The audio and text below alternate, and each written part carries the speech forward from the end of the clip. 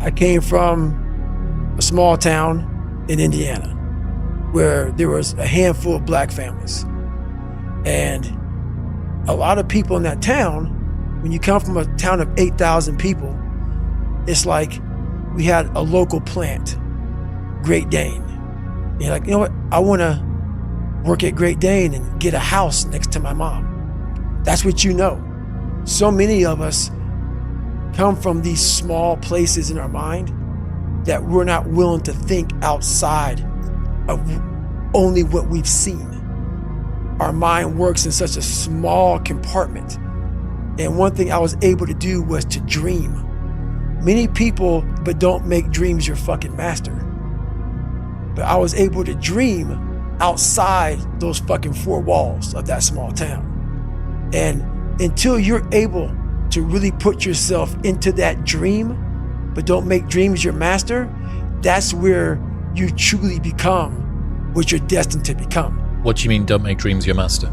A lot of people sit back and they dream about being a sports figure, or dream about being a SEAL, or dream about being an astronaut, and all it is a motherfucking dream. They don't put the work behind the dream. That dream has become their fucking master. When you become the master of your fucking dream is when you say, I want to go be a Navy SEAL, and you say, okay, I'm gonna lose 106 pounds in less than 3 fucking months.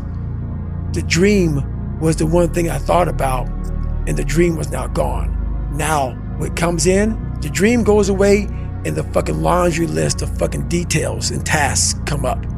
Gotta do this, gotta do this, gotta do this, gotta do this. That's when you become the master of your dream. So, a lot of people out there dreaming. What do you think most people get wrong about motivation? They think it's a permanent fix. They think it's something that is a constant. They think that maybe once I get it, I'm gonna hold on to it. And that's the thing about that I was telling you, that I always talk about. It's nothing is permanent. Nothing is permanent. And a lot of times you have to learn to perform without motivation. You have to learn to perform without purpose. You have to learn to perform a lot of different things. And that's what people think. They think I need to have this motivation to work out, to study, to be better. So if they don't have it, they just don't fucking do it. And that's where you fail. You have to learn to train your mind well beyond motivation. If you have motivation, that's great. That's some kindling to the fire. All it takes is a little bit of fucking spark, you can burn a whole forest up.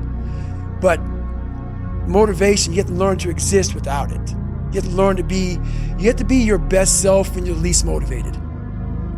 And that's the tricky part about all that shit. Motivation is just a word. You have to have these different things in your mind on where you want to go and know that motivation is not going to get me there. Because I'm not going to always be motivated. And discipline is good too. But without a clear headspace, there's no discipline. What do you mean? So let's say we have a circuit breaker, okay? And I'm loading everything up to one fucking circuit. Just load it up. It's gonna fucking blow. And once that thing blows, man, the circuit's all fucked up.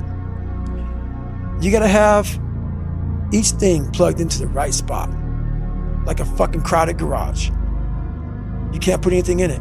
Once your brain is crowded, discipline is great, motivation is great, but if you can't fit shit in your brain because it's all fucking cluttered with shit, there's no discipline.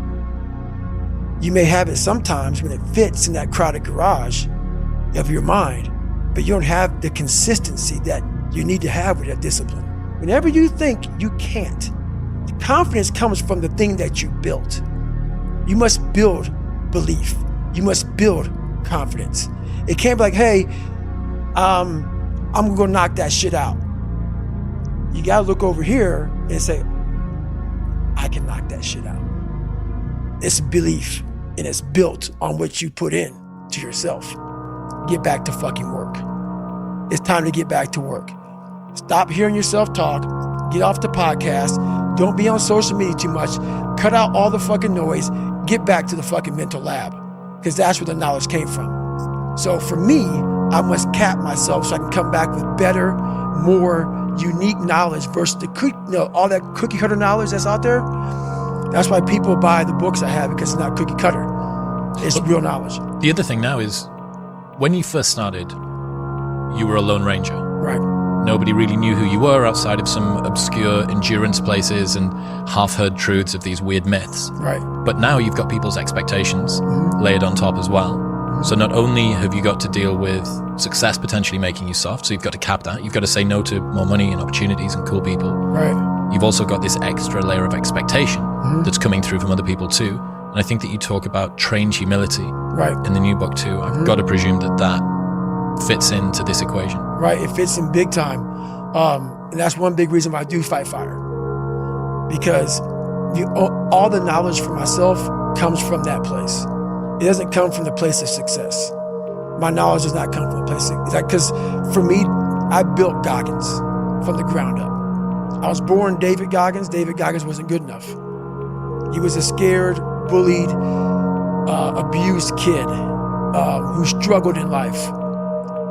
And that kid, whenever something got tough, no matter how hard I trained, no matter how ready I was, whenever something got tough for me, David Goggins, the real David Goggins, would come out and he would quit.